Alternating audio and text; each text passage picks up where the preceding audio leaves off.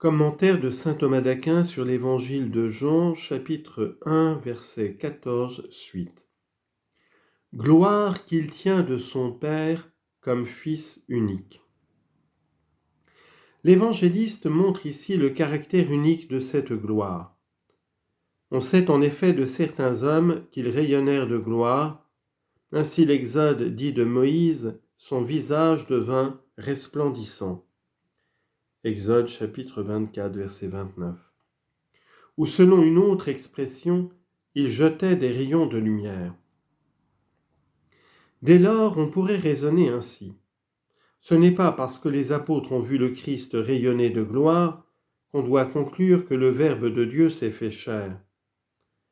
Mais l'évangéliste prévient ce raisonnement en disant « Gloire qu'il tient de son Père comme Fils unique », comme s'il disait « Sa gloire n'est pas comme la gloire d'un ange, de Moïse, d'Élie, d'Élisée, elle est celle du Fils unique, car, dit l'apôtre, il a été digne d'une gloire supérieure à celle de Moïse. » Hébreux chapitre 3, verset 3. C'est-à-dire par-dessus tous les saints et les anges, parce que eux sont glorieux par participation, tandis que le Verbe est la gloire elle-même. Qui est semblable à Dieu parmi les fils de Dieu ? Psaume 88, verset 7. Selon saint Grégoire, lorsque l'évangéliste emploie ici le mot « comme », il ne l'emploie pas seulement pour indiquer que nous sommes appelés fils de Dieu en raison d'une ressemblance avec la filiation divine, mais pour exprimer la vérité, tandis que pour saint Jean Chrysostome, c'est une manière de parler. Si quelqu'un avait vu un roi s'avancer entouré d'une gloire aux aspects multiples, et qu'un autre l'interrogea pour savoir comment s'avançait le roi, le premier, pour aller au plus court et exprimer d'un mot cette gloire aux aspects multiples, dirait qu'il s'avançait comme un roi, c'est-à-dire comme il convenait à un roi. Ainsi fait l'évangéliste, comme si on lui avait demandé quelle était la gloire du Verbe qu'il avait contemplé. Jean, incapable de l'exprimer parfaitement, dit « Cette gloire était celle qu'il tient de son Père comme Fils unique, c'est-à-dire une gloire telle qu'elle convient au Fils unique de Dieu. » Le caractère unique de la gloire du Verbe s'est manifesté de 4 manières.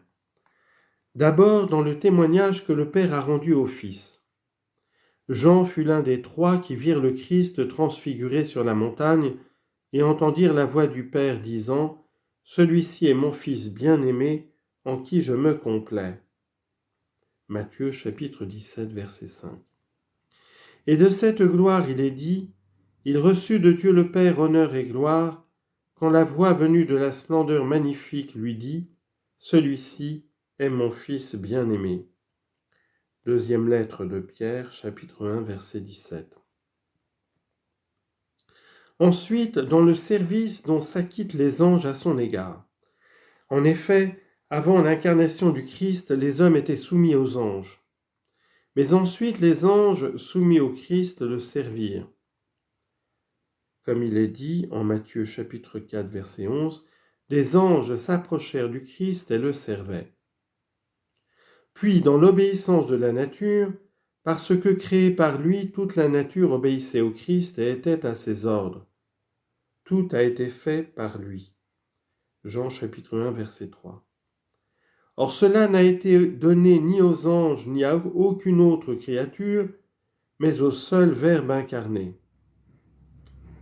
Quel est celui-ci, disait-on, pour que la mer et les vents lui obéissent ? Matthieu chapitre 8, verset 27. Enfin, dans la manière d'enseigner et d'agir du Christ.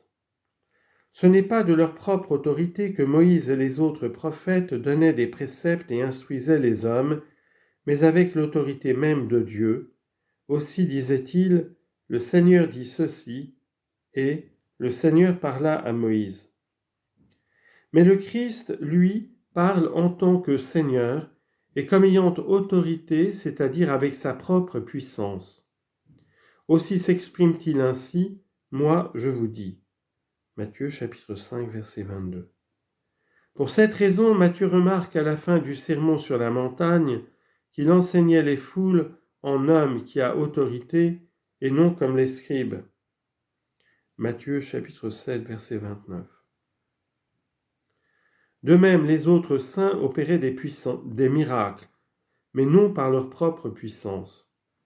Le Christ, au contraire, accomplissait par sa propre puissance. C'est pourquoi on disait de lui, « Quel est ce nouvel enseignement ? Il commande en maître aux esprits impurs et ils lui obéissent. » Marc chapitre 1er, verset 27. La gloire du Verbe est donc vraiment unique. L'Écriture, remarquons-le, appelle le Christ tantôt Fils unique, comme en ce verset 14, et plus loin, le Fils unique qui est dans le sein du Père, lui l'a fait connaître, au verset 18. Tantôt au contraire, premier-né, comme dans l'Épître aux Hébreux, de nouveau, lorsqu'il introduit le premier-né dans le monde, Dieu dit que tous les anges de Dieu l'adorent. Hébreux chapitre 1, verset 6. En voici la raison. De même qu'il appartient en propre à toute la sainte Trinité d'être Dieu, de même c'est le propre du Verbe d'être Dieu engendré. Or, tantôt nous sommes Dieu selon ce qu'il est en lui-même, et alors lui seul d'une manière unique est Dieu par son essence. En ce sens, nous disons, il n'y a qu'un seul Dieu, selon ce que dit l'Écriture, « Écoute Israël, le Seigneur ton Dieu est le seul Dieu. » Deutéronome chapitre 6, verset 4.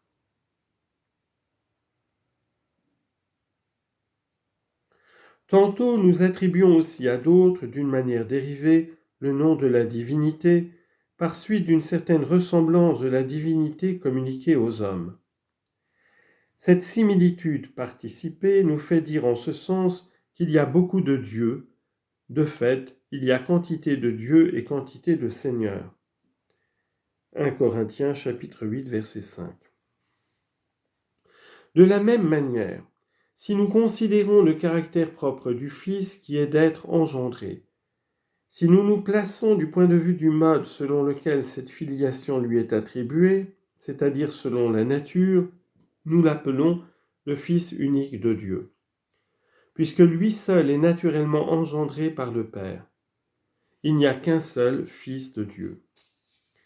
Mais si nous considérons ce Fils en tant qu'il communique à d'autres par une certaine ressemblance la participation à sa filiation, il y a alors beaucoup de fils de Dieu par participation. Et puisque c'est grâce à cette ressemblance qu'on les appelle fils de Dieu, on l'appelle le premier-né de tous. Ceux qu'il a reconnus d'avance, Dieu les a prédestinés à reproduire l'image de son Fils pour qu'il soit le premier-né d'une multitude de frères. Romains chapitre 8, verset 29. Le Christ est donc Fils unique de Dieu par nature, mais on l'appelle premier-né en tant que sa filiation naturelle, la filiation est communiquée à beaucoup par une certaine ressemblance et participation.